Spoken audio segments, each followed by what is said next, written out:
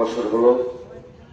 ভাবি সেই থেকে ভাবি মূলত আমি আবার সবারই স্মরণ করিয়ে দিতে চাই যে রাজরোগ যাকে বলে, ডায়াবেটিক যে এমন একটি রোগ, আমরা হেলায় ফেলায় ভাবি কিন্তু মারা গেছে ডায়াবেটিক আসলে। ডায়াবেটিকটাকে নিয়ন্ত্রণহীন থাকার কারণে তার কিডনিতে ফেল করেছে। অনেক চেষ্টা করা হয়েছে ডায়াবেটিক নিয়ন্ত্রণ হয় কিনা, কিন্তু ডায়াবেটিক নিয়ন্ত্রণ হয় না, তার কিডনিটা ড্যামেজ হয়ে গেছে ধীরে ধীরে। কিডনির চিকিৎসা করলে ডায়াবেটিক চিকিৎসা করা যায় না, ডায়াবেটিক চিকিৎসা করলে কিডনির চিকিৎসা করা যায় না। তো এই জাতীয় সমস্যার মধ্যে ভাবি এবং আমি সমবয়সী।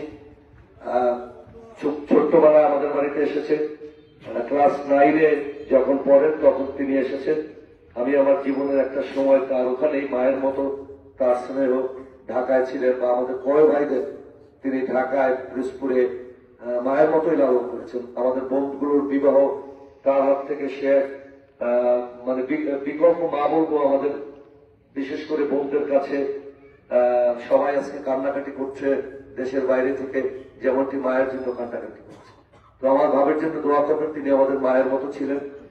তিনি মহিলা যেহেতু রাজারহাট ছিলেন, তার দেনাপানা থাকার কথা না, তারপরও যদি কারো থেকে থাকে আমরা পরিশোধ করব।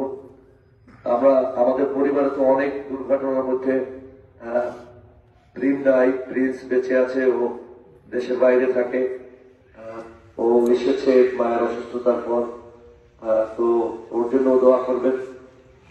তো ভাই ভাবি তো কেউ রইল না, তাদের জন্য দোয়া করবেন। আর তো বলার কিছু নাই। প্রিন্স যদি কিছু বলেন।